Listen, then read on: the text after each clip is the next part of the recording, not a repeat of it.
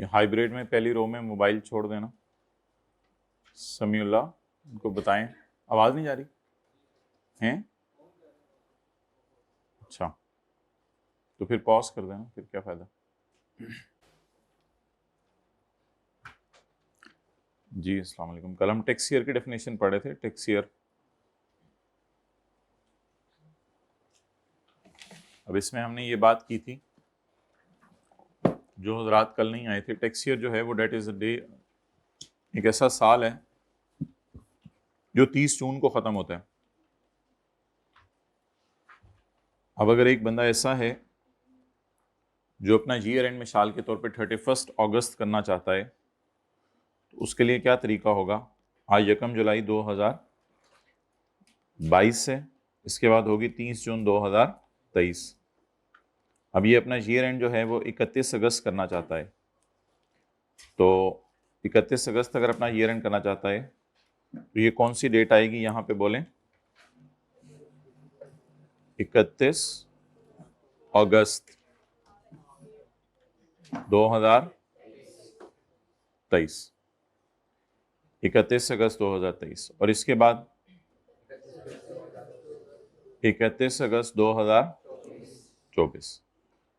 अच्छा, इसके बाद अगर ये दोबारा चाहता है कि अपना ईयर एंड जून के ऊपर ले आए, तो फिर अब कौन सा जून आएगा, जरा सोच के बताएं। 31 अगस्त 24 के बाद 30 जून 25।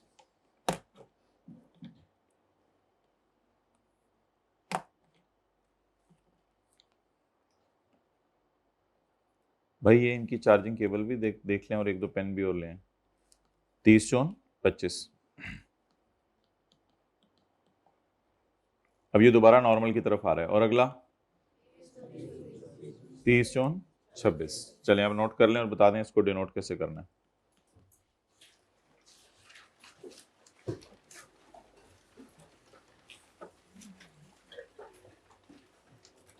ये बातें नहीं करनी हाइब्रिड में, ये रो नंबर मुझे बताना पड़ेगा फिर जहां बातें हो रही हैं।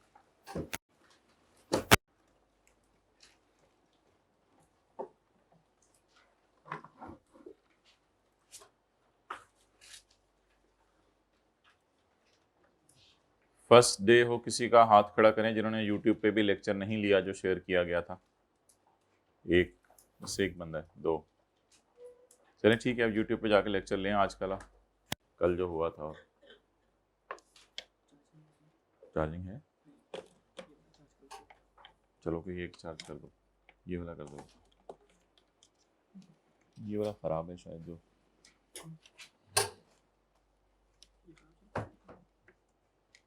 ये वाला ख़राब है, ये वाला। बाकी कोई भी देख लो। चलो आप जाओ करके दे देना।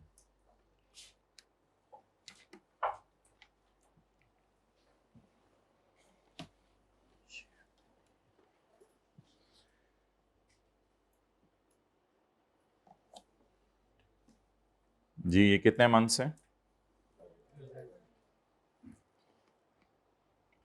12 मंथ्स। ये 2 मंथ्स। ये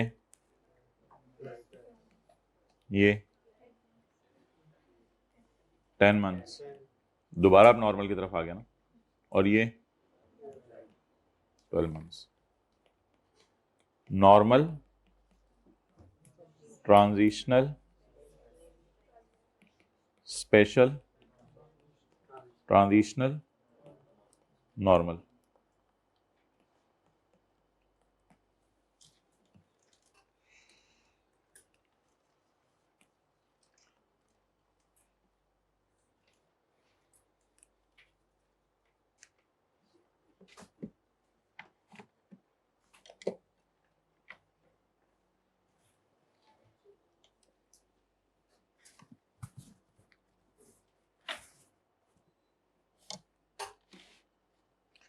जी नीचे टेक्सियर कितने लोगों ने लिख लिया, हाथ खड़ा करें। टेक्सियर लिख लें सारे। जी गुड, हाइब्रिड में चलें।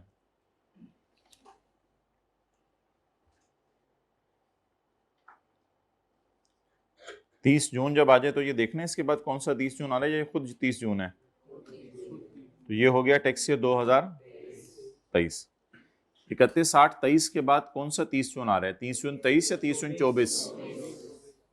असल में मेन बात ये है कि 1 जुलाई 23 से 24 शुरू हो चुका हुआ है, ऐसे ही है ना, क्योंकि 30 जून 23 को 24 का नॉर्मल साल खत्म हो चुका है, तो 1 जुलाई 23 से 24 शुरू हो चुका हुआ है। लेकिन हमने आसान तरीका इसका ये ढूंढा था कि 31/8/23 के बाद कौन सा 30 जून आ रहा है? 30 जून 24। तो इसको किससे डिनोट करेंगे? टैक्स ईयर 2024 से। और 31/8/24 के बाद कौन सा 30 जून आ रहा है? 25। इसको कैसे डिनोट करेंगे? Tax year 2025। और 30 जून 25 तो खुद, तो कोई मसला नहीं। 2025 आपको अगर 2 दफा नजर आ रहा है तो कोई ऐसी कंफ्यूजन वाली बात नहीं है, क्योंकि ये 2025 जो है वो 10 महीने का है, ये ट्रांजिशनल है, ये 2025 स्पेशल है 12 महीने के, इससे कोई फर्क नहीं पड़ता। तो कितने लोगों के जहन में आया था कि ये जरा अजीब सी बात लग रही है 2025 2 दफा, तो ठीक है, लगने दें, let it be, no problem. आगे चलें, अगला कौन सा है? फिर तो 30 जून है ना, 30 जून को तो आगे नहीं देखना कौन सा 30 जून आ रहा है, 30 जून तो खुद 30 जून है। तो it is how we will denote the years.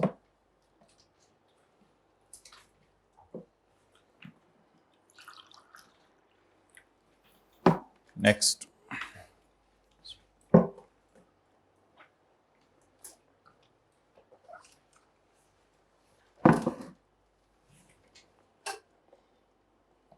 असल में ये जो हमने कल बात पढ़ी है पॉइंट नंबर 2 के अंदर, इसको जरा देखें। वो ये बात है कि where a person is allowed, जब एक बंदे को इजाजत मिल जाए कि वो 12 महीने, अब आज मैंने नोट्स बांटे हैं आप लोगों को, तो अब बस वही वाले यूज करें। कल तो 1-2 सफ़ा था ना, ऐसे ही उसको बेशक फारिग कर सकते हैं आप। आज प्रॉपर वो पूरे चैप्टर के बांटने थे, लेकिन फोटोकॉपियर ने कहा था इतने ज़्यादा कॉपी नहीं हो सकते, तो आधे आज दे दिए, आधे कल दे देंगे, वो फिर स्टेपल इकट्ठे कर लीजिएगा कल। Where a person is allowed to use a 12-month period different from normal tax year, जहां कमिश्नर उसको इजाजत दे दे 12 महीने यूज करने की, तो ये उस बंदे का टैक्स ईयर समझा जाएगा। And shall be denoted by the calendar year relevant to normal tax year in which the closing date of special tax year falls. Shall be denoted by the calendar year relevant to normal tax year. अब सवाल यह है कि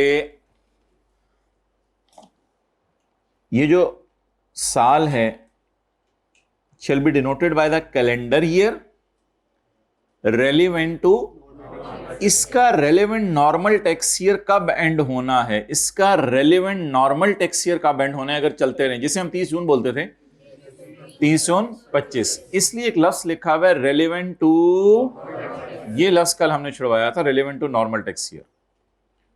तो 1 minute wait करें, मैं जगह बनाता हूं आप लोगों के लिए।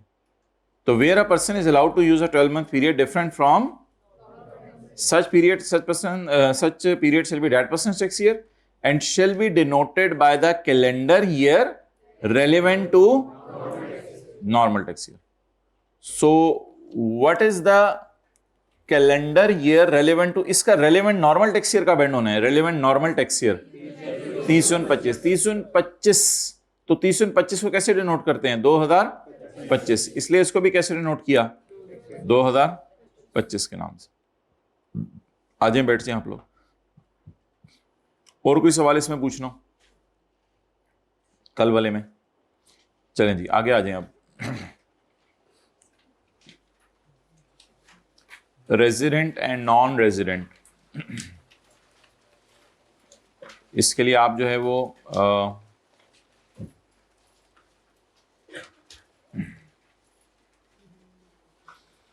ये पेज नंबर 2 के ऊपर ये जो सेक्शन 81 है, लॉ में ना इनको सेक्शंस कहते हैं, सेक्शन 81, जैसे पैराज होते हैं ना किताब में, इस तरह ये सेक्शन है, ये सेक्शन 81 है, इसको छोड़ें, सेक्शन 82 की तरफ आए। अब आज का हमारा सवाल ये है कि एक बंदे को पाकिस्तान के लॉ के तहत रेजिडेंट कब समझा जाता है और रेजिडेंट बनने का फायदा या नुकसान क्या होता है, ये डिस्कशन है। तो साथ वाले का हाथ पकड़ें, साथ वाले का हाथ पकड़ें, इससे पूछें कि तुम पाकिस्तान में कितने दिन से हो। ये बाहर गया कहीं पिछले दिनों में? नहीं गया बाहर? कोई 100-200 दिन के लिए जर्मनी चला गया हो, हॉलैंड चला गया हो, पोलैंड चला गया हो? तो जो बंदा पाकिस्तान में 183 डेज या उससे ज्यादा मौजूद हो, he will be considered as resident individual. An individual shall be a resident individual for a tax year if the individual is present in for a period amounting in aggregate to 183 days or more in a tax year. For a period amounting in aggregate to, इकट्ठे भी रह सकते हैं और थोड़ा थोड़ा करके भी रह सकता है. तो he will be considered as, बोलें कौन सा इंडिविजुअल? Resident individual. ओके.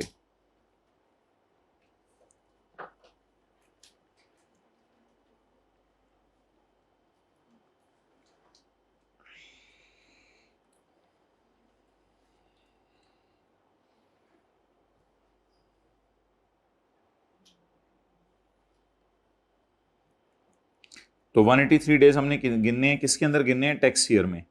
कि टैक्स ईयर में वो कितने दिन जो है वो पाकिस्तान में रहा, इसके ऊपर डिपेंड करेगा कि उसको हम क्लासिफाई करेंगे एज अ रेजिडेंट इंडिविजुअल या नॉन रेजिडेंट इंडिविजुअल. अच्छा जी.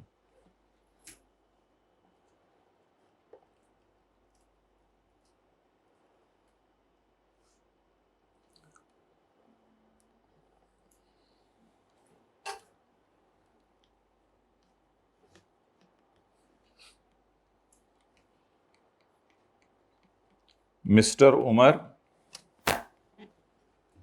State in Pakistan. ये पाकिस्तान में रुका.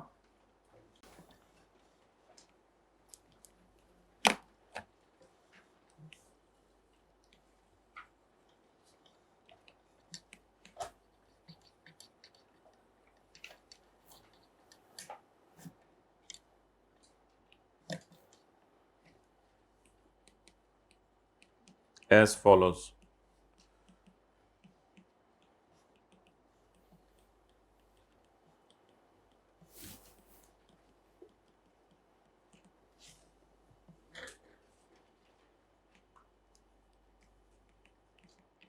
तीन अगस्त 2013 से लेके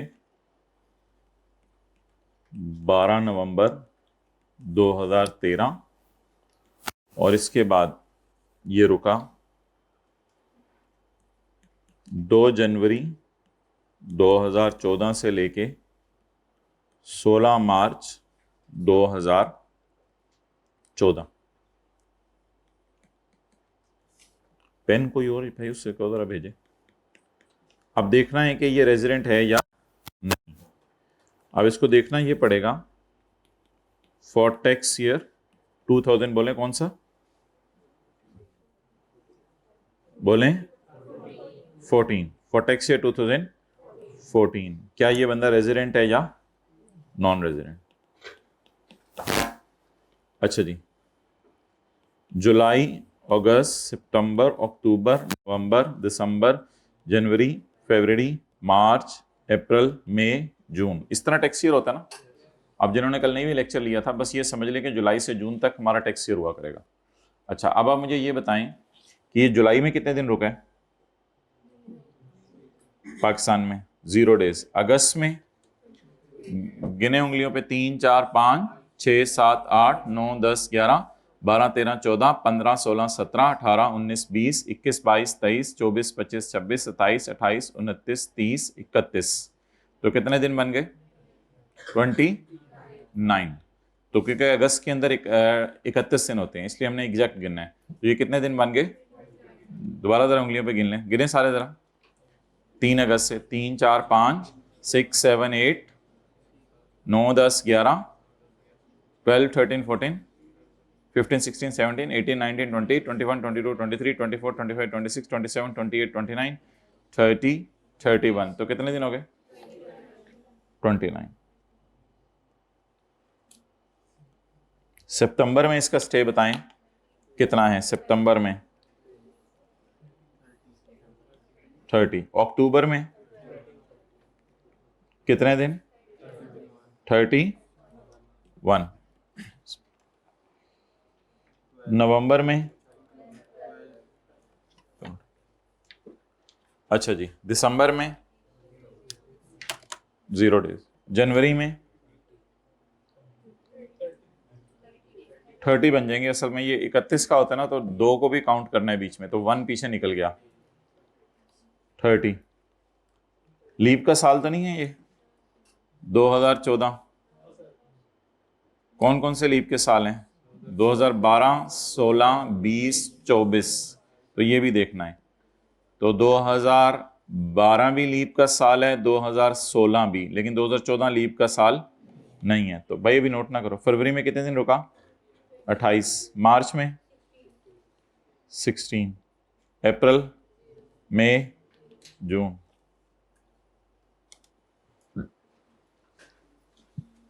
कैलकुलेटर निकाले ना, ऐसे क्या फायदा क्लास लेने का।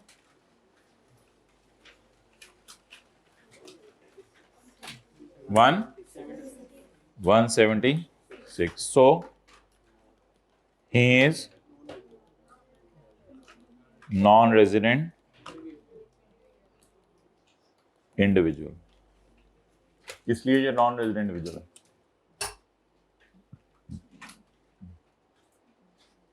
कब तक नोट कर लेंगे? कल तक कर लेंगे, जल्दी कर लेंगे।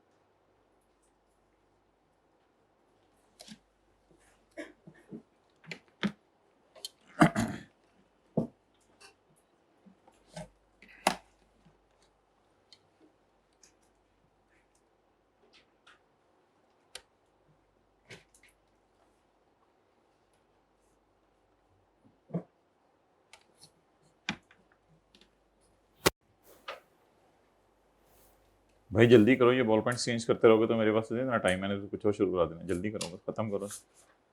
कभी ब्लैक कभी ब्लू, बस खत्म करो, चीज लिखो।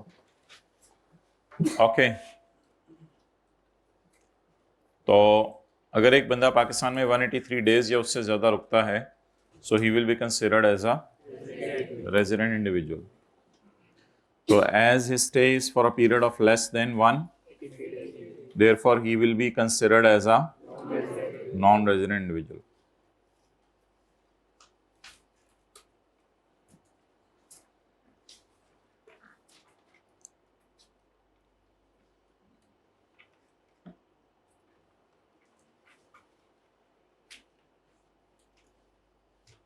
भाई अब सिर्फ आपका वेट है, पूरी क्लास ने नोट कर लिया, इसमें तो काम नहीं चलेगा। अच्छा जी,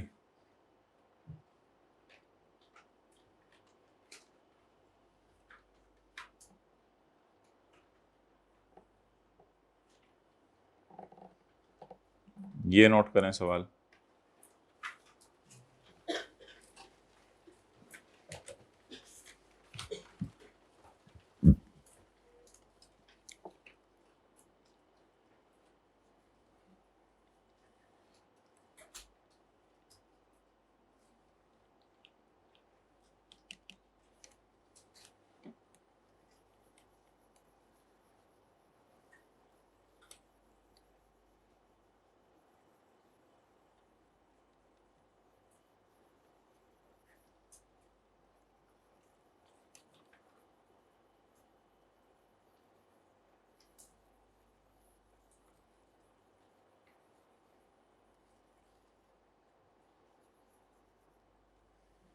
हो गया नोट?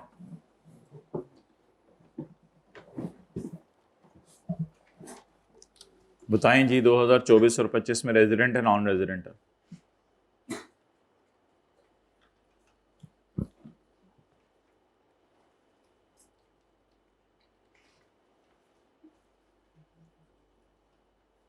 सॉल्व कर लिए तो हाथ खड़ा कर दें।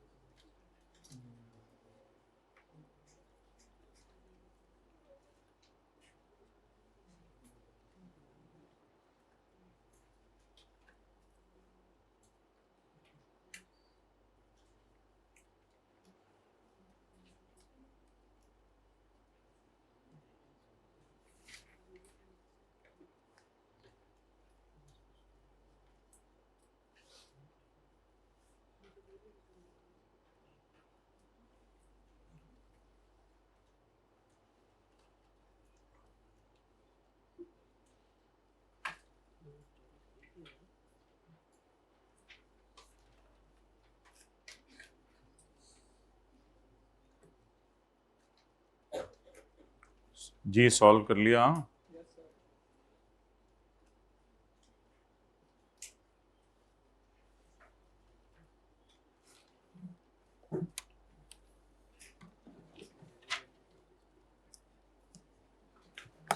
जी, यकम फरवरी 2024 को पाकिस्तान आया और 4 जनवरी 2025 तक पाकिस्तान में रहा है। तो रेजिडेंशियल स्टेटस मालूम करने 2 सालों का। 2024 का साल कब शुरू होता है? यकम जुलाई 23। ख़त्म कब होता है? और 25 का साल कब शुरू होता है और ख़त्म कब होता है? 30 जून 25। तो जहाँ तक ताल्लुक है 2024 के साल का, तो 2024 का साल यकम जुलाई 23 को शुरू हुआ होगा और 30 जून 24 को ख़त्म हुआ होगा। जुलाई, अगस्त, सितंबर, अक्टूबर, नवंबर, दिसंबर, जनवरी, फरवरी, मार्च, अप्रैल, मई, जून। तो फरवरी में आया है। फरवरी में कितने दिन? 2024 है ना। 2020 और 2024 और 2028 आपके लिए शायद यही वाले साल रेलिवेंट है। इन सालों में तो एक बंदे को रेजिडेंट वो 29 दिन समझे जाएंगे ना फरवरी के अंदर। तो फरवरी, मार्च, पहले देख लो भाई फिर नोट कर लेना। अप्रैल, समझ लेना मेरे भाई पहले। अप्रैल, मई, जून। जी 151। तो ये बंदा क्या निकला इधर? किस साल? लेकिन अगर मैं बात करूं टैक्स ईयर 2025 की,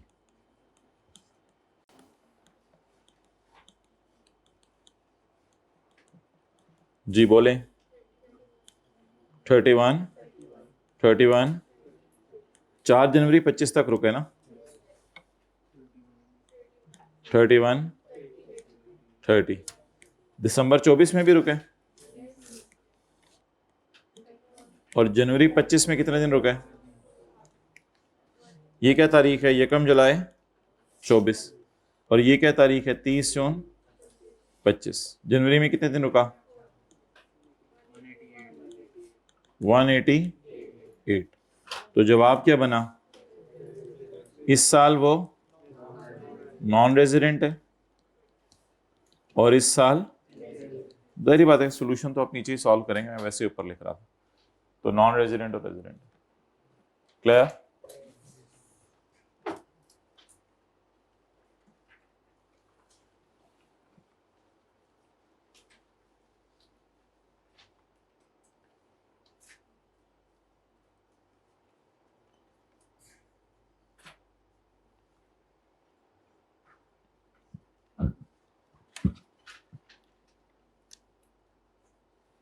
चलें, चलो चलिए दुनिया दी उस नुकरे।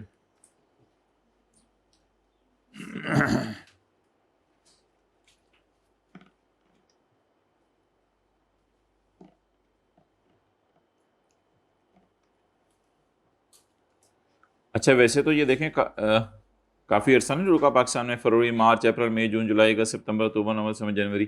तो 2024 में भी इसको रेजिडेंट करार ना दे दें? नहीं नहीं नहीं नहीं, 2024 के लिए अलग देखा जाएगा कि 183 डेज रुका या नहीं, 2025 के लिए अलग देखा जाएगा 183 डेज रुका या नहीं। तो हर साल के लिए 183 डेज को बोलें अलग अलग देखा जाएगा। तो याद कर लें, N individual is a resident individual. If hybrid में बात कर लें एक दफा 5वीं रो में, फिर हम आगे चलते हैं। होगी बात? चलें, शुक्रिया। An individual is a resident individual if he is present in Pakistan for a period or period amounting in aggregate to 183 days or more ice cream or more in a tax year।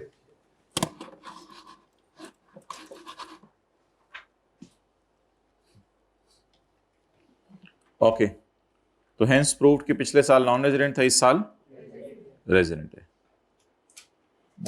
जी बताएं जी residential status. Muraleedharan Sri Lanka का player है, पाकिस्तान 10 दिन आया cricket खेलने के लिए, तो इसका रेजिडेंशियल स्टेटस बताएं। Non resident. क्वेश्चन नंबर 3 आज का, नॉन रेजिडेंट।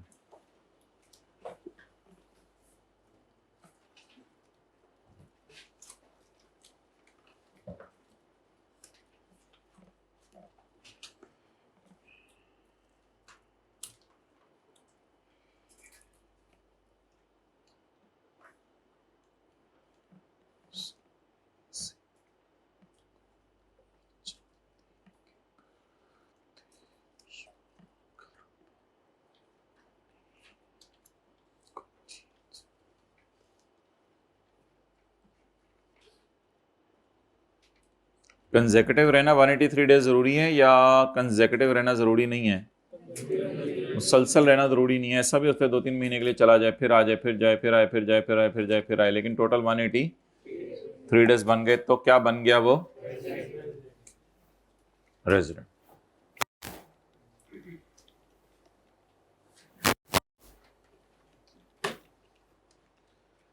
अब मोहतरम, रेजिडेंट नॉन रेजिडेंट से फर्क क्या पड़ेगा? एक बंदा रेजिडेंट है, एक बंदा नॉन रेजिडेंट है।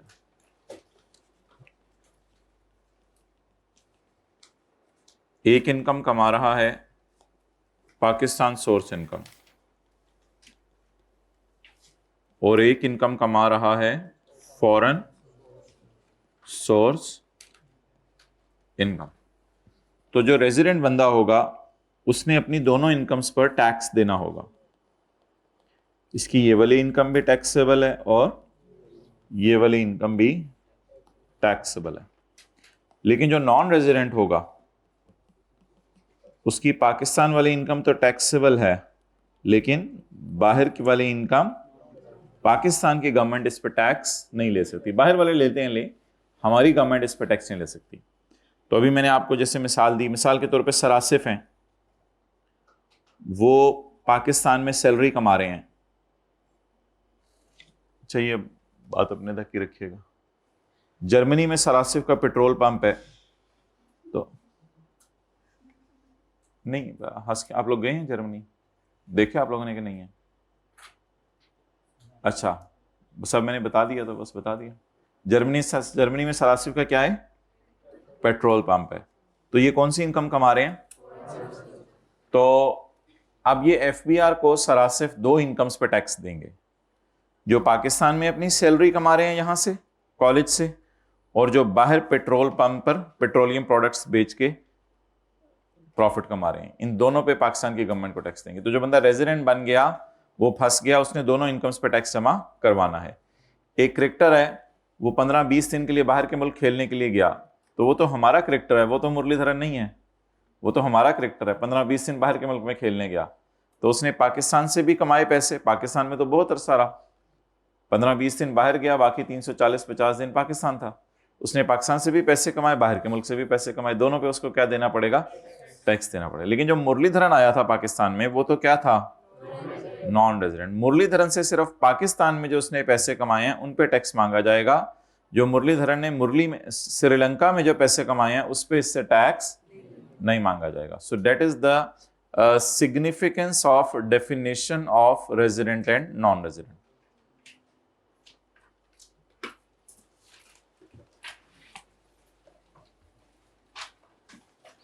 अक्लमंद रा इशारा काफी अक्लमंद के लिए इशारा काफी होता है। मैंने बोलना बंद कर दिया था, इसलिए आप लोगों को लिखना शुरू कर देना चाहिए था। फारसी पढ़ी भी थोड़ी थोड़ी पढ़ी नहीं, खड़े हो जाओ, चलो बैठने।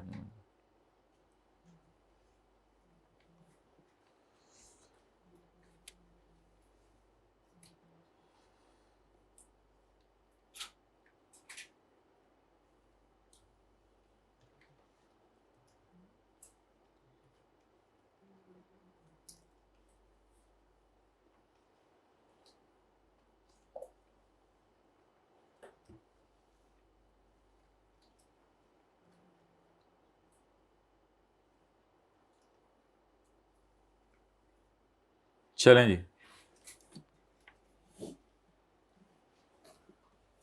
तो जो बंदा रेजिडेंट बन गया वो बन के फंस गया, उसने कितनी इनकम्स पे टैक्स जमा कराना है, 2 इनकम्स पे। कौन कौन सी, पाकिस्तान सोर्स और फॉरेन सोर्स। और जो नॉन रेजिडेंट है उसने सिर्फ पाकिस्तान सोर्स पे टैक्स जमा करवाना है। Done, okay.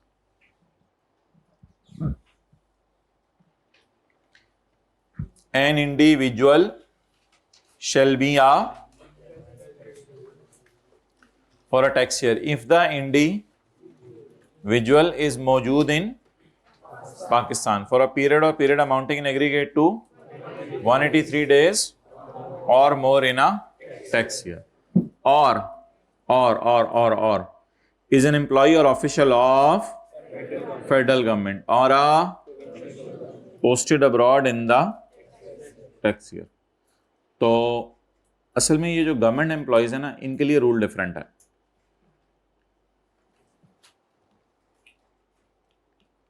कि गवर्नमेंट एम्प्लॉय है पाकिस्तान का, पाकिस्तान की गवर्नमेंट का एम्प्लॉय है, और ये जो है वो पाकिस्तान की गवर्नमेंट का एम्प्लॉय होते हुए रुका है पाकिस्तान के अंदर। ये पोस्टेड अब्रॉड है, पोस्टेड इन कीनिया, कीनिया के अंदर इसकी पोस्टिंग हुई है गवर्नमेंट की तरफ से। उसका स्टे पाकिस्तान में सिर्फ 15 डेज है, बाकी वो कीनिया में रह के कीनियन हो गया। तो ये बंदा क्या समझा जाएगा, रेजिडेंट, क्योंकि गवर्नमेंट एम्प्लॉय के लिए नंबर ऑफ डेज काउंट नहीं किए जाएंगे। नंबर ऑफ डेज काउंट किए जाते हैं गवर्नमेंट एम्प्लॉयज़ के अलावा बाकी लोगों के लिए। तो जो बंदा गवर्नमेंट का एम्प्लॉय हो और उसकी पोस्टिंग बाहर के मुल्क में हो जाए तो फिर ऐसी सूरत के अंदर वो हमेशा ही क्या समझा जाएगा, चाहे पाकिस्तान में 0 डेज ही क्यों ना रुका हो। नोट कर लेंगे, कल तक कर लें, क्या कहते हैं आप लोग, कर लें या कर लें, कर लें, कर लें फिर थोड़ी मेहरबानी।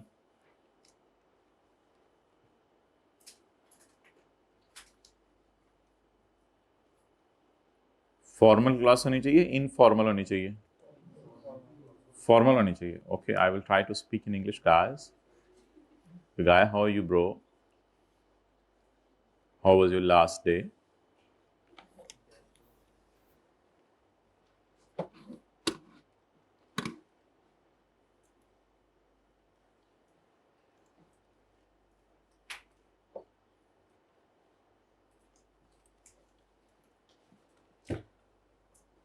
भाई हाइब्रिड वाले मोबाइल इस्तेमाल ना किया करें, इनकी बॉल पॉइंट का कलर तक नजर आ रहा होता है। अच्छा जी, आगे चलें भाई। तो गवर्नमेंट एम्प्लॉय के लिए क्या देखा जाना है, बोलें। अगर वो बाहर के मुल्क में उसकी पोस्टिंग हो गई है तो बताएं जल्दी, उसका नंबर ऑफ डेज काउंट करने की जरूरत नहीं है। जब उसका नंबर ऑफ डेज काउंट करने की जरूरत नहीं है तो इट मीन्स कि वो बस भाई आप हाइब्रिड में जमाई लेते लेते रुक गए। सॉरी, अटेंटिव रहो भाई, अटेंटिव रहो। मेरी नींद का गलबा क्यों आ रहा है आप पे?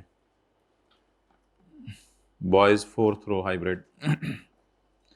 अच्छा मोहतरम, ये जो पॉइंट सी है इसको दोबारा पढ़ लें।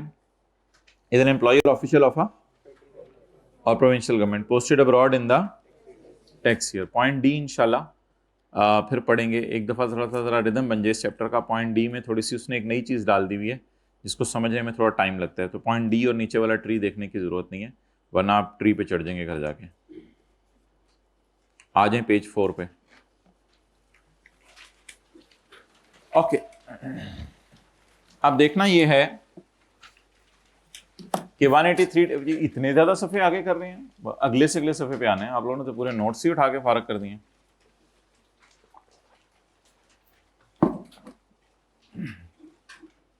ओके, अब मोहतरम देखना ये है हमने कि 183 डेज में कौन कौन से दिन गिनने और कौन कौन से दिन नहीं गिनने।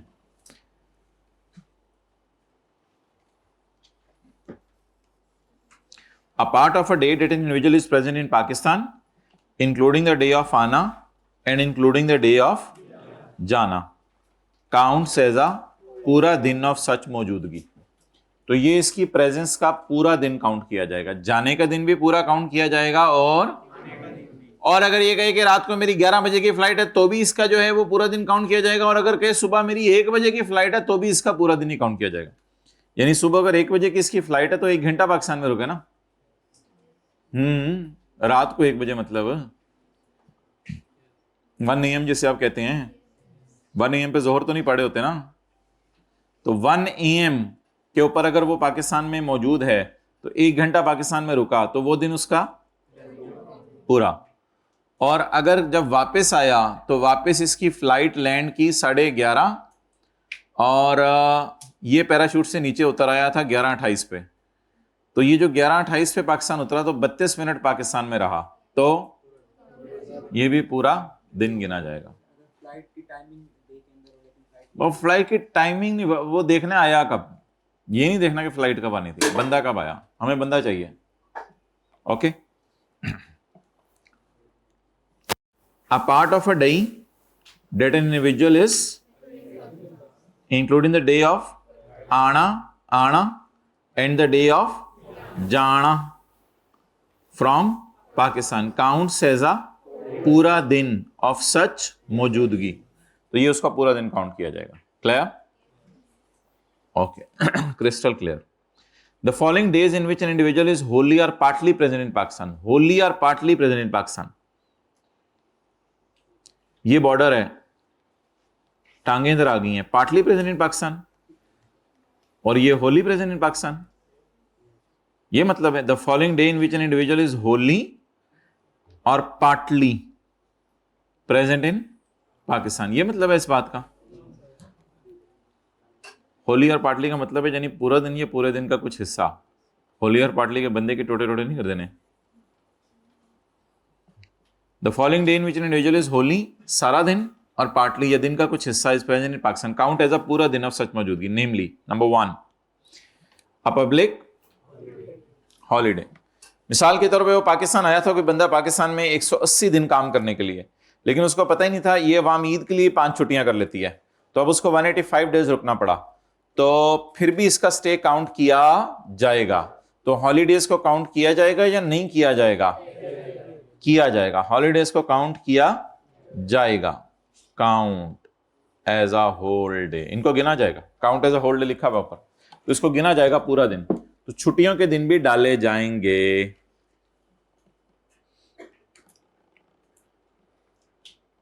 अस्पताल में चला गया, वहां से इसने फोन किया मैं मरने वाला हूं, भाई ये दिन भी आपका पूरा काउंट किया जाएगा, चाहे आप मरने वाले हैं या जिंदा हैं। इससे कोई आप बस जो है वो अगर पाकिस्तान में मौजूद हैं और आप बीमार हो गए हैं, अस्पताल में पड़े हुए हैं, वो दिन भी पूरे काउंट किए जाएंगे, क्योंकि जिना हॉस्पिटल भी तो पाकिस्तान में ही है जहां आप पड़े हुए हैं, मौजूद है। मादरत, रिस्पेक्ट दिया करें। क्या कहते हैं साथ वाले को, आओ या आए? आए, छोटा भी हो उसको भी आए बैठें। अच्छा, साथ वाले की ज़रा डेट ऑफ बर्थ पूछ लें, बड़ा है तो फिर उसकी इज्जत कीजिएगा और छोटा है तो उस पर शफकत कीजिएगा। पूछें ज़रा डेट ऑफ बर्थ।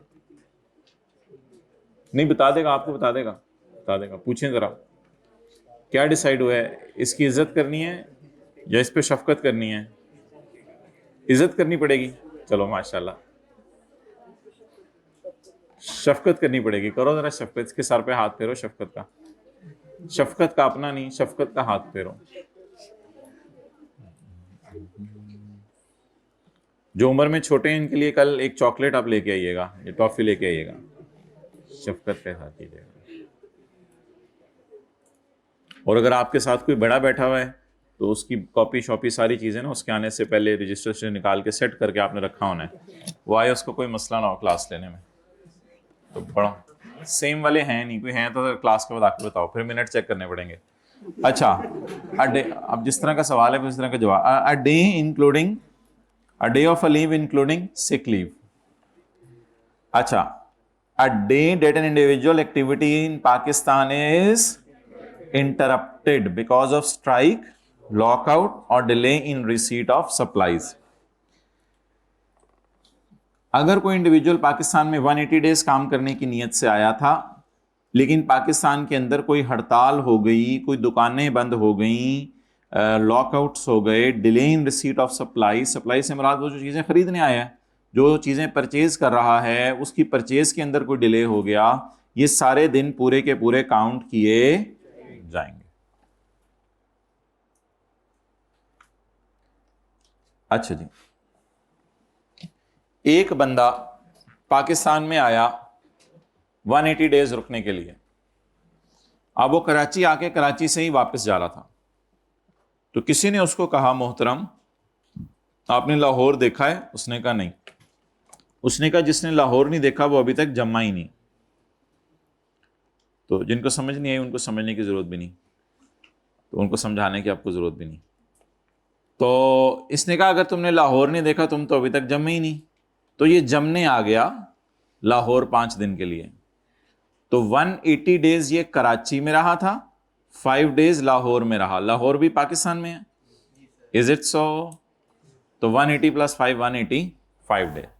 तो अगर आप पाकिस्तान में कहीं छुट्टियां मनाने चले गए, आपने कहा मैं छुट्टियां मनाऊंगा मीनारे पाकिस्तान की जड़ में बैठ के, तो a holiday spend by an individual in Pakistan before, ये आप लाहौर में जमने के लिए काम करने से पहले भी आ सकते हैं, यानी कराची की बजाय फ्लाइट लाहौर में कराएं, पहले जम्मे और फिर कराची आए, या कराची में काम करते करते जमने के लिए लाहौर जाएं, या फिर कराची से फारग होकर लाहौर में आके जम्मे और फिर अपने मुल्क वापस जाएं। तो इससे कोई फर्क नहीं पड़ता, बिफोर, ड्यूरिंग और after any activity in, activity से मतलब वो जो हरकतें आप करने पाकिस्तान आए हैं वो करें, सारे काम को अपने करें, लेकिन बीच में अगर आप छुट्टियां मनाने मरी चले गए हैं, आप कहीं और चले गए छुट्टियां मनाने, तो वो दिन भी पूरे काउंट किए जाएंगे। क्योंकि अब तो वैसे ही पता चल जाता है लोग छुट्टियां मनाने गए हुए हैं, जिसको नहीं भी पता होता स्टेटस लगा के लोग बता देते हैं। आप तो नहीं ज्यादा अपनी पर्सनल लाइफ लोगों को मौके मौके की ऑफ टू ये एंड कमिंग टू ये, ज्यादा आप तो नहीं करते ना पर्सनल लाइफ अपने लोगों को, शीशे के सामने खड़े तस्वीरें खींच के लोग, इस तरह की बीमारी, खुद पसंदी लिखा है इस बीमारी का नाम, जो हर शीशे के सामने खड़े। पॉइंट सी, फिर मोबाइल पे पता नहीं क्या क्या कौन सी ऐप्स की हुई है, खुद पसंदी, ऐसे अपने आप को करके चेक करें, जो है वही है, उसको पता नहीं क्या है। पॉइंट सी, पॉइंट सी का मतलब बता दें, खुद पसंदी की बीमारी अगर आप में दोस्त में है ना तो उसको जरा ठीक कर दीजिएगा, लेकिन अगर आपसे बड़ा है तो फिर जरा तरीके से देखना पड़ेगा।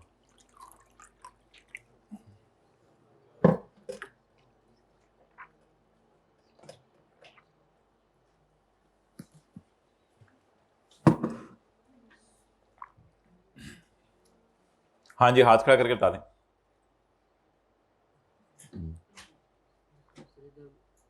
अगर कोई आदमी एक मुल्क से दूसरे मुल्क जा रहा है और दरमियान में उसको किसी तीसरे मुल्क में रहना पड़ता है तो उसको जी, और कोई बता दे हाथ खड़ा करके, जी बताएं। हाँ, तीसरा मुल्क नहीं बोलना था हमने, पाकिस्तान बोलना था। जी बिल्कुल, वेल डन। तो अगर आप 2 मुल्कों के दरमियान जा रहे हैं कहीं, मिसाल के तौर पे आपने चाइना से अफगानिस्तान जाना है, तो लोगों ने कहा जी क्या कहते हैं बारों बार कोई ऐसी फ़्लाइट नहीं है जो ले जाए। एक फ़्लाइट पाकिस्तान के अंदर आपको लाएगी, वहाँ आपको 8 घंटे कराची में बिठाएगी और बिठा के फिर आपको जो है वो अफ़गानिस्तान इंशाल्लाह छोड़ देंगे, आप टेंशन ना लें। तो फिर ऐसी सूरत में आपको मजबूरी में एक आधा दिन पाकिस्तान रुकना पड़ा। तो ये जो दिन आप पाकिस्तान में रुके हैं, ये दिन आपके प्रेजेंट के काउंट नहीं किए जाएंगे। तो अभी तक लिखा हुआ था काउंट, इसको गिना जाएगा। अभी तक लिखा हुआ था काउंट, इसको गिना जाएगा। और इधर ये लिखा हुआ है, किथे रह गया, डज नॉट काउंट।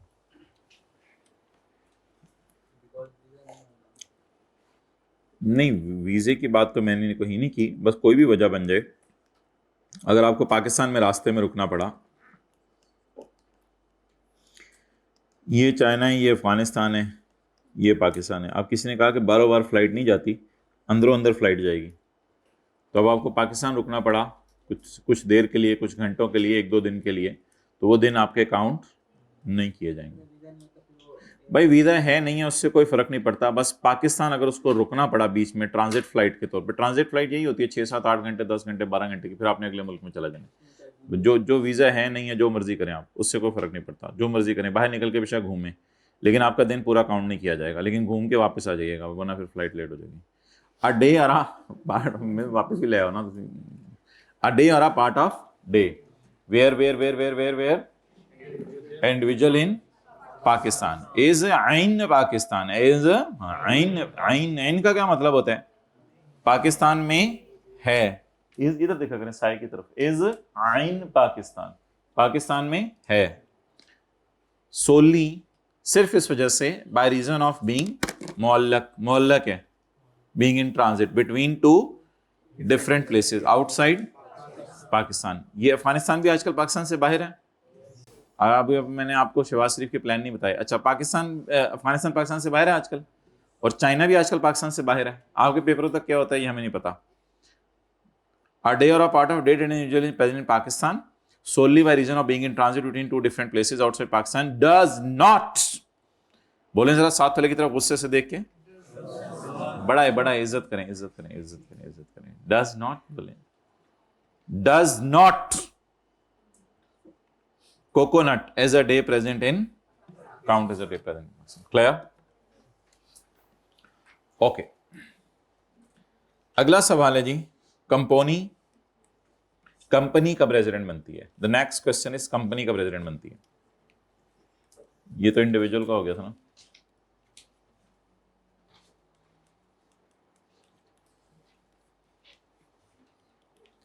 कंपनी ने अगर आपने आपको इनकॉर्पोरेट करवाया हुआ है under companies act 2000, companies act का क्या मतलब होता है? कंपनी की हरकतें।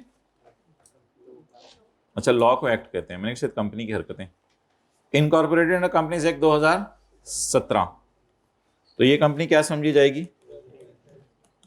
रेजिडेंट। लेकिन अगर मैं नोट करने दूंगा कि कोई चीज हलचल क्यों मच जाती है, पहले गालो दे। Company not incorporated under companies act 2017,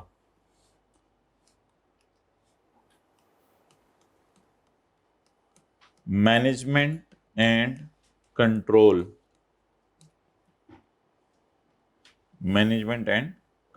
यानी डायरेक्टर्स वगैरह होली इन पाकिस्तान।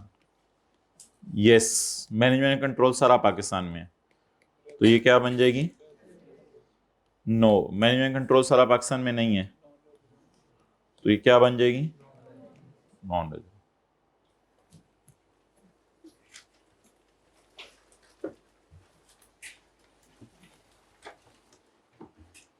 आप लोग पढ़ के लुट मचाते हैं या लुट मचाने के बाद घर जाके पढ़ते हैं? पढ़ के लुट मचा देते हैं। माशाल्लाह, कितनों के घर वालों ने कल कह दिया बेटा अभी तो क्लासें शुरू हुई हैं, माशाल्लाह इस दफा अभी से तुमने जो है वो मजाल है कि कल किताब को हाथ भी लगाया हो, वो लोग जरा हाथ खड़ा करें। अस्तगफिरुल्लाह, 1 2, अस्तगफिरुल्लाह 2। जी पुत्र, रूम शिफ्ट कर रहे थे? रूम ही नहीं है, बुक नहीं है, अच्छा।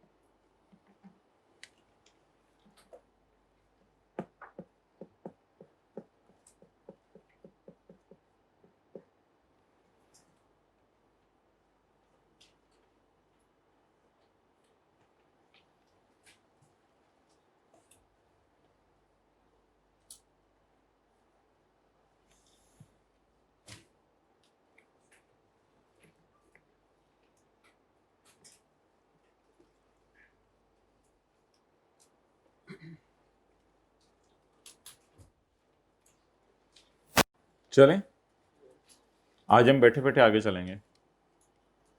कंपनी, ये हाइब्रिड से जल्दी आना है, जल्दी आना है, ये क्लास चल रही है। कंपनी अगर कंपनीज एक्ट 2017 के अंदर इनकॉर्पोरेट हुई है तो क्या समझी जाएगी? और अगर इनकॉर्पोरेट नहीं हुई कंपनीज एक्ट 2017 में, मैनेजमेंट कंट्रोल किसके हाथों में होता है कंपनी का? पाकिस्तान के हाथों में, डायरेक्टर्स के हाथों में। पाकिस्तान क्या बोले थे आप लोग? पी से क्या बोले थे? मैनेजमेंट कंट्रोल किसके हाथों में होता है कंपनी का? पाकिस्तान के हाथों में। कंपनी ये क्या कहते हैं, होंडा एटलस कार है, पाकिस्तान की गवर्नमेंट चला रही है? बिल्कुल भी नहीं, वो कंपनी के डायरेक्टर्स चला रहे हैं। हर कंपनी के अपने डायरेक्टर्स होते हैं। अगर ये कॉलेज जो है वो अपने आप को एज अ कंपनी रजिस्टर करवा लेता है तो क्या शहबाज शरीफ चलाएगा कॉलेज को आगे? नहीं, पर इधर के डायरेक्टर्स चलाएंगे। तो वो पाकिस्तान आपने आगे लिखा हुआ था, मेरे सवाल को आप लोगों ने इग्नोर कर दिया था। अगर कंपनी पाकिस्तान के लॉ में रजिस्टर्ड नहीं है तो बज़ाहिर ये बाहर की कंपनी होगी, फिर बाहर के मुल्क से पाकिस्तान आई होगी। इसके लिए फिर ये देखा जाएगा कि इसके डायरेक्टर्स पाकिस्तान में सारे के सारे मौजूद हैं। हाँ सॉरी जी, तो फिर ये क्या बन गई? और अगर इसके डायरेक्टर सारे के सारे पाकिस्तान मौजूद नहीं है, 6 में से 1 डायरेक्टर पाकिस्तान मौजूद है, तो नॉन रेजिडेंट। ये नोट्स पहले मुझे बताना था ना, इतनी देर से पूछ रहा हूं किसको नहीं मिले हुए। तो ये क्या समझी जाएगी? बोले नॉन रेजिडेंट।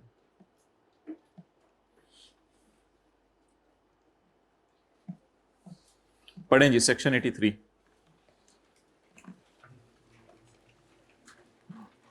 नोट्स किसी के पास नहीं है अभी भी? हाथ खड़े कर दें, एंड से ले लें जाके। ये एंड पे देखें, पढ़े हुए कहाँ? पढ़े हुए भाई नोट्स इधर हैं तो जाएं देखें आए उधर क्लास में।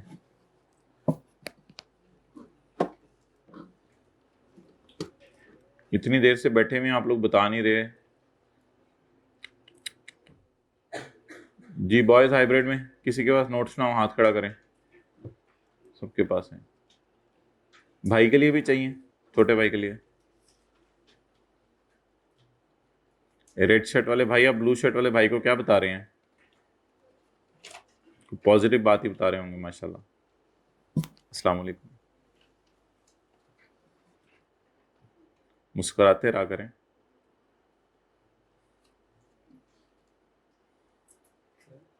जी जी मैं बताता हूं।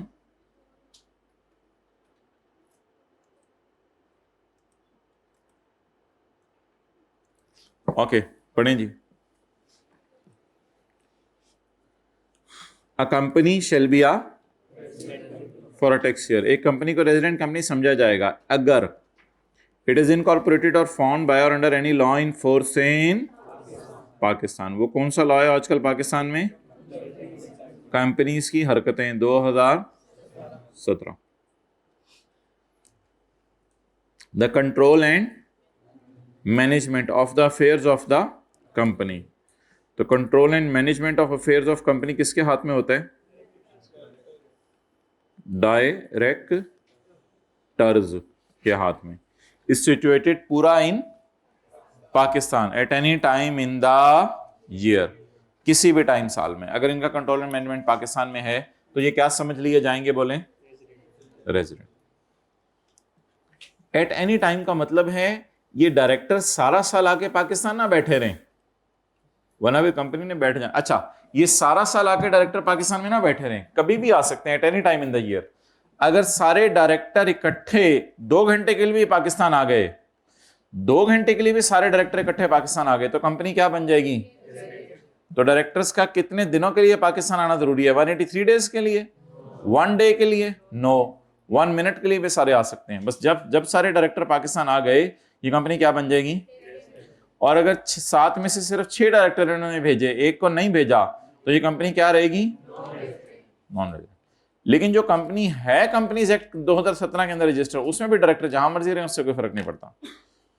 तो जो कंपनी लॉ के अंदर रजिस्टर्ड है वो तो वैसे ही रेजिडेंट है, और जो कंपनी लॉ में रजिस्टर्ड नहीं है, तो उसमें अगर डायरेक्टर पाकिस्तान आ जाते हैं सारे, तो कंपनी क्या बन गई? और अगर नहीं आते तो नॉन रेजिडेंट। हाँ, हर साल के लिए रेजिडेंशियल स्टेटस अलग मालूम होगा, फिर अगले साल दोबारा देखा जाएगा डायरेक्टर आए या नहीं आए। सबका एक साथ आना जरूरी है। होली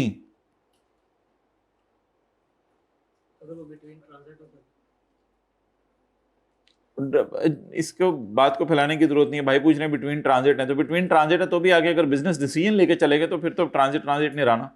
अच्छा जी, पॉइंट सी फॉर कैट। पाँव हिला के देखें, नीचे कोई कैट है? सी, साथ वाले के पाँव को पाँव मारे, शर्म नहीं आती? वो बड़ा है, उसने बताया आपको, मैं बड़ा हूं आपसे। Point number C, it is a provincial government और लोकल गवर्नमेंट। ये प्रोविंशियल या लोकल गवर्नमेंट है पाकिस्तान की। प्रोविंशियल गवर्नमेंट तो पाकिस्तान की जैसे सिंध की है, पंजाब की हैं, ये प्रोविंशियल गवर्नमेंट्स हैं। और लोकल गवर्नमेंट्स नाजिमों की हुकूमतें होती हैं, इनको भी कंपनी करार दे दिया गया है, इस वजह से कि इनसे भी कभी कभी हम पढ़ेंगे टैक्स लेना पड़ेगा। फेडरल गवर्नमेंट ने टैक्स नहीं देना होता, फेडरल गवर्नमेंट तो इस्लामाबाद में, उसने टैक्स नहीं देना होता। लेकिन पंजाब की गवर्नमेंट वगैरह, सिंध की गवर्नमेंट वगैरह ने कभी कभी टैक्स देना होता है, इसलिए इनको जबरदस्ती हमने कंपनी के डेफिनेशन में डाल दिया। हालांकि ये कंपनी वैसे नहीं है, दुनिया के लोग कोई नहीं कहते कि ये हुकूमत कंपनी है, लेकिन हमने हुकूमत को जबरदस्ती क्या करार दे दिया है? Company.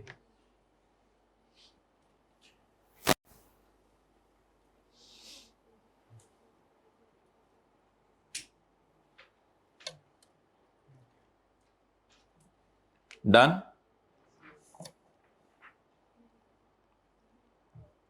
Resident AOP, resident AOP पढ़ लें जी, रेजिडेंट एओपी की डेफिनेशन।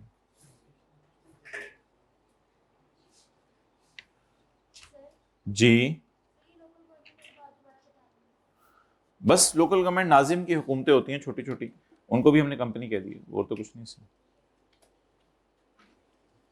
ओके, एओपी कब रेजिडेंट बनती है? An AOP shall be if the control and management of the affair. अच्छा, एओपी किसी लॉ में पाकिस्तान में रजिस्टर नहीं होती, तो इसलिए वो वाली बात यहां नहीं लिखी हुई बस। तो एओपी के अगर सारे पार्टनर पाकिस्तान में हो, या सारे में से कोई एक पार्टनर भी पाकिस्तान में हो, एक आधा नहीं कह सकते, आधे को तो नहीं भेज सकते ना, तो सारे पार्टनर्स पाकिस्तान में हो या सारे में से कोई एक पार्टनर भी पाकिस्तान में हो, कितने वक्त के लिए? 10 मिनट के लिए भी हो जाए, कोई मसला नहीं। तो इनको क्या समझ लिया जाएगा? तो इधर क्या लफ्ज लिखा हुआ था? Holi and partly. नीचे ऊपर क्या लफ्ज लिखा हुआ था? सब या कुछ। बोले सब सब सब सब सब या कुछ, सब या कुछ, सब या कुछ, सारे आए या कुछ आ जाए। इनको क्या समझ लिया जाएगा? डन। ओके,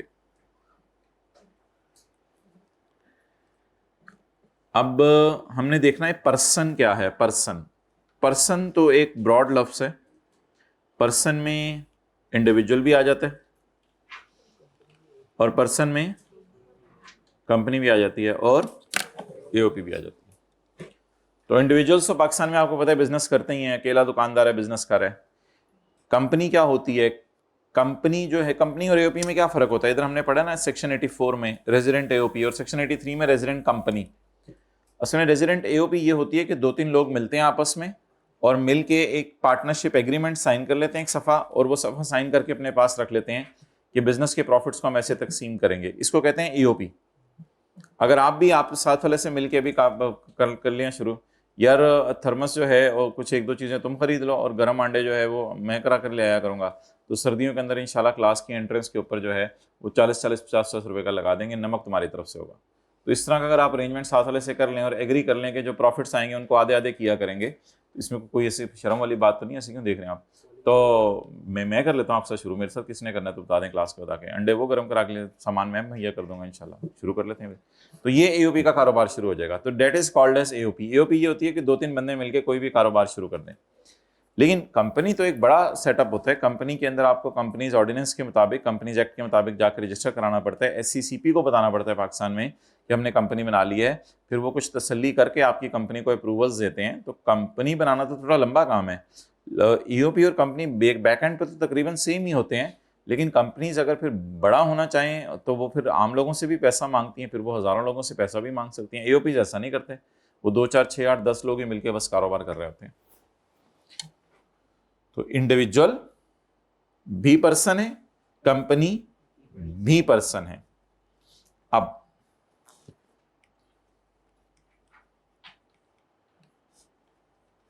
पर्सन में इंडिविजुअल भी पर्सन है, एओपी भी पर्सन है, कंपनी भी पर्सन है और फेडरल गवर्नमेंट भी पर्सन है। अच्छा, प्रोविंशियल गवर्नमेंट पर्सन तो है, लेकिन वो यहां कवर होगी ना डेफिनेशन में। भी आपने देखा था रेजिडेंट कंपनी के डेफिनेशन में आया हुआ था प्रोविंशियल गवर्नमेंट। तो प्रोविंशियल गवर्नमेंट अब इधर अलग से लिखने की जरूरत नहीं, क्योंकि सूबे की गवर्नमेंट या लोकल गवर्नमेंट इधर कवर हो गई है। इधर फिर कौन सी गवर्नमेंट बची? फेडरल गवर्नमेंट भी एक क्या है?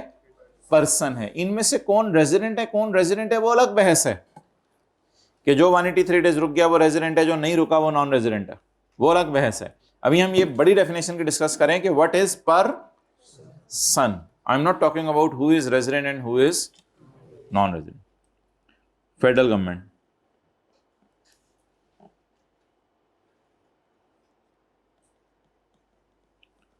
Political sub division of foreign government. Politics की बेस पे अगर फॉरेन गवर्नमेंट में कोई इलाके डिवाइड हुए हैं तो वो हर इलाका हमारी नज़र में अलग अलग पर्सन है। और पब्लिक इंटरनेशनल ऑर्गेनाइजेशन, तो ये पब्लिक इंटरनेशनल ऑर्गेनाइजेशन जैसे world health organisation, IMF, UNICEF, ये सारे हमारी नज़र में अलग अलग पर्सन है। इनमें रेजिडेंट कौन है, नॉन रेजिडेंट कौन है, वो अलग बहस है।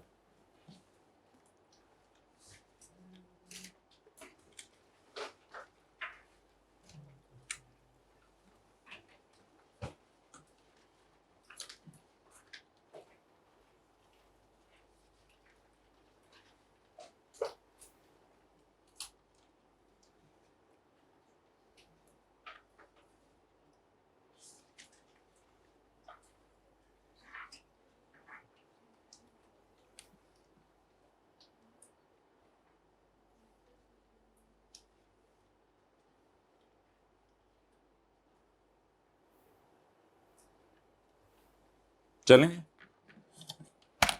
कर लिया नोट।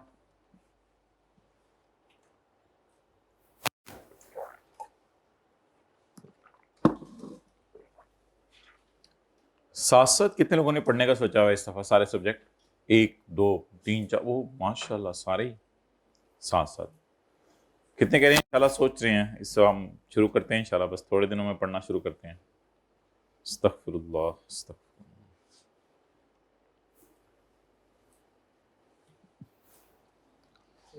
ये क्या होता है? अच्छे अच्छा भला पढ़े होते हैं शुरू में, फिर एकदम एक फेज आता है, आप डाउन हो जाते हैं, फिर दोबारा। ये क्या वजह है इसकी?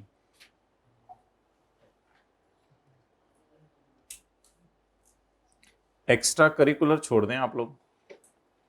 कोई दोस्त तो नहीं ऐसे जो डॉक्टर बन रहे हैं, इंजीनियर बन रहे हैं, उनकी छुट्टियां अपने रिदम में चल रही होती हैं, वो आप लोगों को आके तंग करते हैं? ऐसे दोस्त तो नहीं पाले हुए, ऐसे दोस्त तो नहीं रखे हुए?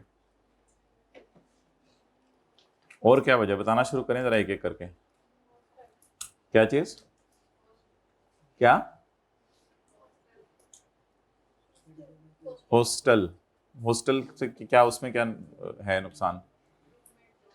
रूममेट, हाँ ठीक है, बस ठीक है, उनसे खत्म कर दें बस, मुंह उधर करके बड़ा करो तुम लोग, हाँ मिलेगा। और बताएं जल्दी मसले। आई कैप को शौक है फेल करने का या बच्चे की हरकतें ऐसी हैं? दोनों अपना रोल प्ले करते हैं। गलत है, मेरा नहीं ख्याल। ऐसे ऐसे बंदे हमने देखे हैं। अभी एक स्टूडेंट ने बताया FAR 2 में 1.5 घंटे पेपर दे के पास हो गया, 1.5 घंटे में पेपर दिया FAR 2 का। ऐसे ऐसे लोग हैं इसी दुनिया में। इसी क्लास में बैठ के पढ़ा था उन्होंने FAR 2। देख लें जरा साथ वाले को, वो सीधा ही नहीं हो रहा अभी तक। ऐसे ऐसे लोग हैं। चलें, हाँ आप सवाल पूछ रहे थे भाई। नहीं बस ये FBR को तो नहीं पता होता कौन 183 डेज पाकिस्तान में रहा या नहीं, और वो पता चला भी नहीं सकता इतना। बस यही है कि इस बंदे के पीछे पड़ते हैं, फिर तहकीक करते हैं उसकी ने टिकट कब खरीदी थी, क्या है, वरना आमतौर पे FBR को कैसे पता चलना है। तो आमतौर पे हम यही एज्यूम करते हैं लोग सच बोलेंगे जाके। कैसे कैसे कर सकते हैं आप चेक पूरे पाकिस्तान के लोगों को? हाँ, किसी को पकड़ लिया तो फिर उसकी जरूर आने जाने की टिकट्स की डिटेल पता कराएंगे जगह जगह से। The following shall be treated as person under the income tax ordinance 2001। An individual, a company and an AOP which is incorporated, formed or established in Pakistan और ये एल्सवेयर कौन सा मुल्क है भाई? कहाँ, जर्मनी के पास है? एल्सवेयर कोई भी इसके अलावा कंपनी पाकिस्तान में बनी हो या बाहर बनी हो, हमारी नजर में ये कंपनी क्या है? पर्सन। आगे फिर अलग बात है कि जो पाकिस्तान में बनी है हमने उसे कह दिया था रेजिडेंट, रेजिडेंट नॉन रेजिडेंट अलग बात है। कंपनी जहां मर्जी पूरी दुनिया में बनी हो हमारी नजर में क्या है? AOP जहां मर्जी बनी हो पूरी दुनिया में हमारी नजर में क्या है? उसमें से रेजिडेंट कौन है, नॉन रेजिडेंट कौन है, वो अलग बहस है। आगे, द फेडरल गवर्नमेंट भी पर्सन है, बाहर की गवर्नमेंट भी पर्सन है, वो रहेगी थी हमारी। फेडरल गवर्नमेंट भी पर्सन है ना, और फॉरेन गवर्नमेंट भी पर्सन है। कोई ऐसा यूटिलिटी नहीं इस डायग्राम के नोट करने की, सब उधर लिखा हुआ है। तो फॉरेन गवर्नमेंट भी एक पर्सन है। फॉरेन गवर्नमेंट पर्सन है, मैं ये नहीं कह रहा ये रेजिडेंट है, रेजिडेंट नॉन रेजिडेंट अलग बहस है।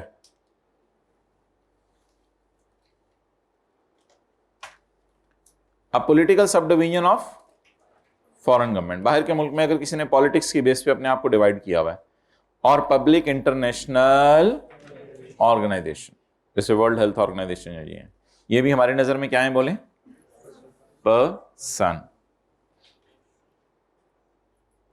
अच्छा, अब आप हजरात तशरीफ ले आए पेज नंबर 2 पे, ये जो सेक्शन 81 है,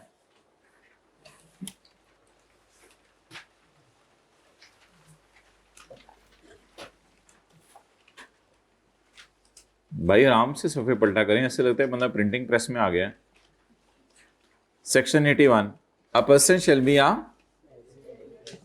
a person shall be a resident person, a person shall be a if he is resident individual, उसकी नीचे डेफिनेशन पढ़ ली है, if he is resident company और resident AOP।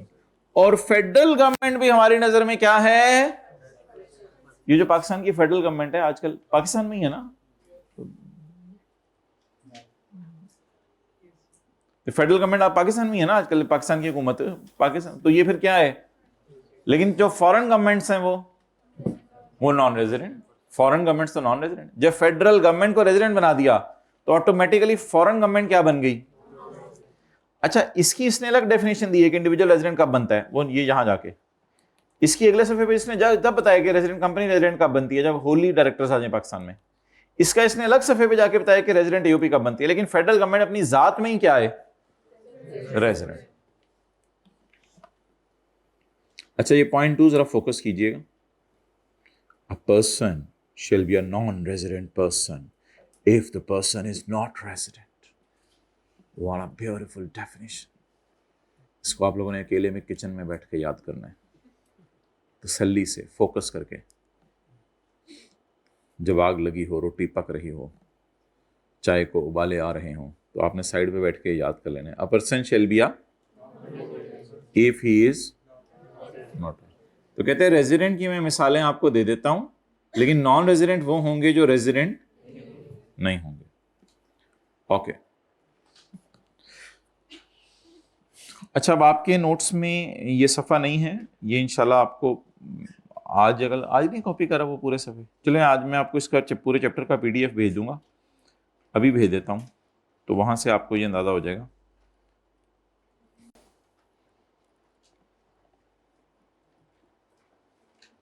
Your battery is running low? No, my laptop's battery is running low, guy. My battery is not running low. अच्छा, ये भी लाना होता है।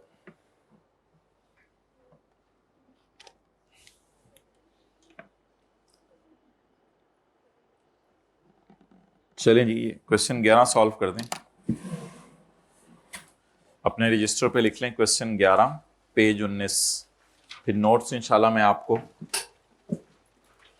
अभी भेज रहा हूँ। फिलहाल आप बस रेजिडेंट नॉन रेजिडेंट लिखते हैं, कंक्लूजन लिखते हैं, बाकी डिटेल फिर बाद में देखेंगे।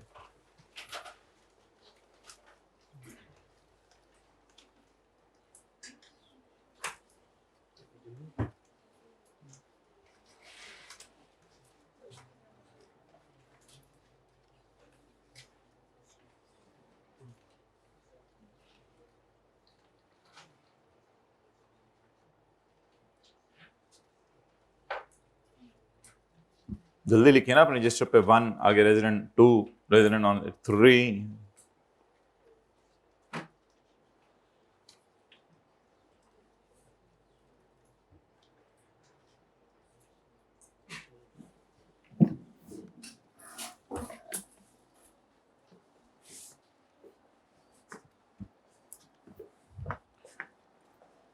लिख लिया आगे सॉल्यूशन 1 का, 2 का, 3 का, 4 का।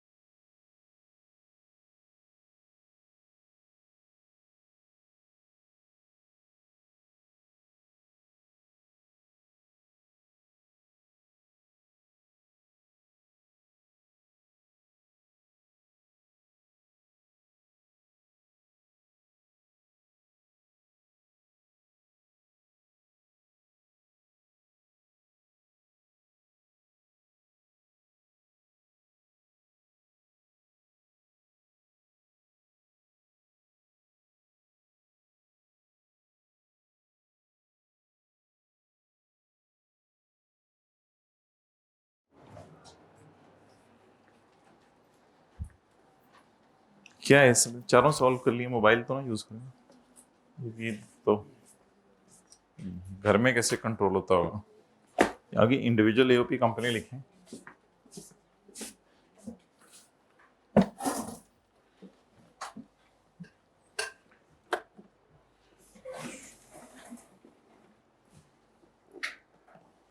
ये तो इंडिविजुअल है,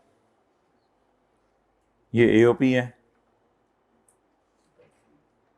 ये इंडिविजुअल है, ये कंपनी है। ओके, ऐसा ही है। PDF आपको रिसीव हो गया पूरे चैप्टर का? जी हो गया रिसीव। छोड़ें, घर जाकर डाउनलोड कर लीजिएगा। ओके, तो ये किताब का पेज नंबर 19 है। किताब का तो नहीं, किताब के तो पेज नंबर और लगे होंगे, फिलहाल जो हमने चैप्टर को नंबर दिया। Mister Shah has been working as information analyst in ministry of foreign affairs on 1 November 2010। हमारा टैक्स ईयर है 1 जुलाई 10 से लेके 30 जून 11। ये हमारे 12 महीने बनते हैं। तो Shah has been working as information analyst on 1 November 2010, यानी शुरू में ही ऑन 1 नवंबर 2010 ही was posted to Pakistan embassy in Canada, तो फॉर 3 years। तो पोस्टेड इन पाकिस्तान है या पोस्टेड अब्रॉड है? और यहां से क्या पता चला? Working as information analyst in ministry of foreign affairs, मतलब किसका एम्प्लॉय है? गवर्नमेंट का एम्प्लॉय है। तो इसके लिए फिर नंबर ऑफ डेज हमने काउंट करने हैं। पाकिस्तान में तो सिर्फ जुलाई, अगस्त, सितंबर, अक्टूबर 4 महीने रहा, लेकिन ये 4 महीने काउंट करने की जरूरत नहीं है, नंबर ऑफ डेज काउंट करने की जरूरत नहीं है, क्योंकि इसके लिए नंबर ऑफ डेज काउंट नहीं किए जाएंगे।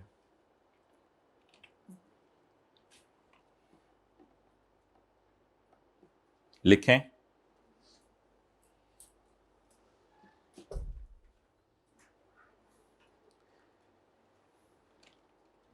मिस्टर शाह, मैं लिख देता हूं, मिस्टर शाह, इस तरह ना किया करें हमारे साथ, हमें बुरा लगता है। Mister Shah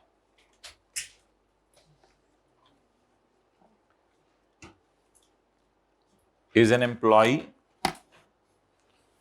of federal government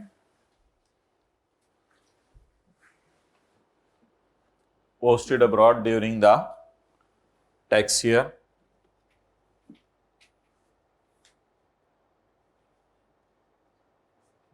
therefore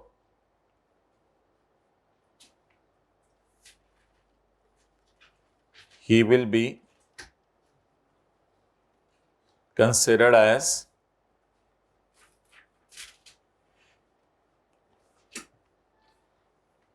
a resident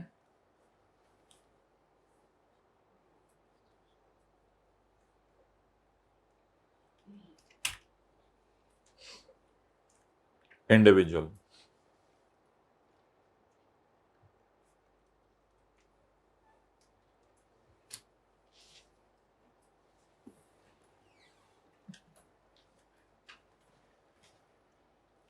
irrespective of number of days he is present in Pakistan. ये नहीं देखा जाएगा कितने दिन पाकिस्तान में रुका, irrespective of, ये हाइब्रिड में क्यों नहीं लिख रहे, एक लाइन में मुझे लग रहा है irrespective of, जी शुक्रिया, फर्स्ट रो लिखना शुरू करें। irrespective of number of days he is present in Pakistan, ये नहीं देखा जाएगा कि वो कितने दिन पाकिस्तान में रुका। रुका वैसे कितने दिन? जुलाई, अगस्त, सितंबर, अक्टूबर, 4 महीने में तो 183 डेज नहीं बनते, लेकिन फिर भी क्यों रेजिडेंट इसको कह रहे हैं? गवर्नमेंट एम्प्लॉयज के लिए रूल डिफरेंट है। Asif learning centre is a partnership concern providing IT training to professionals in Pakistan, UAE and Saudi Arabia. 3 जगहों पे अपना काम कर रही है। हमारे साल के पहले महीने, हमारे साल के 31 जुलाई तक, हमारे साल के पहले महीने management and control was situated थोड़ा सा इन पाकिस्तान, थोड़ा सा इन पाकिस्तान, लेकिन 1 अगस्त से सारा का सारा मैनेजमेंट दुबई शिफ्ट हो गया है। आप बता दें जी, क्योंकि ये AOP है, तो AOP पार्टली पाकिस्तान में, होली और partly in Pakistan at any time in the year. Eight any time से मुराद यहाँ 1 महीना है, 1 महीना रुके हैं, और 1 महीना रुके हैं सारे के सारे ही पाकिस्तान थे। देखें लिखा हुआ है Asif management control of was situated partly in Pakistan, ठीक है। अप टू 31 जुलाई वो पार्टली पाकिस्तान में थे, यानी कुछ बाहर थे कुछ इधर थे, तो ठीक है पार्टली भी हैं, तो फिर क्या फर्क पड़ता है? कोई फर्क नहीं पड़ता। तो लिखें,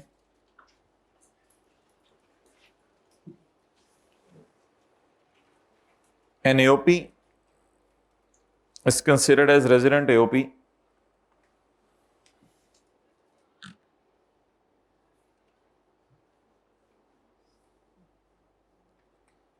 if its management and control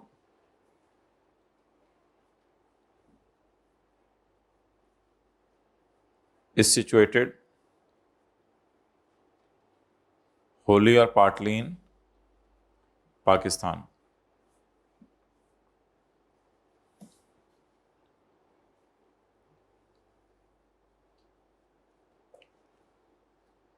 As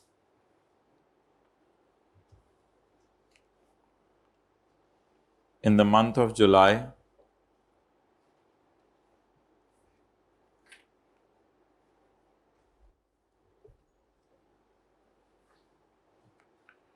it is situated, it की जगह management is situated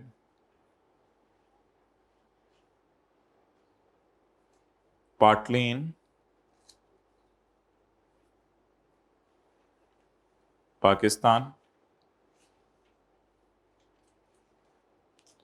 so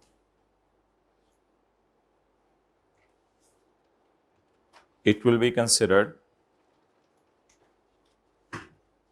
as a resident AOP. तो इसको रेजिडेंट AOP समझा जाएगा।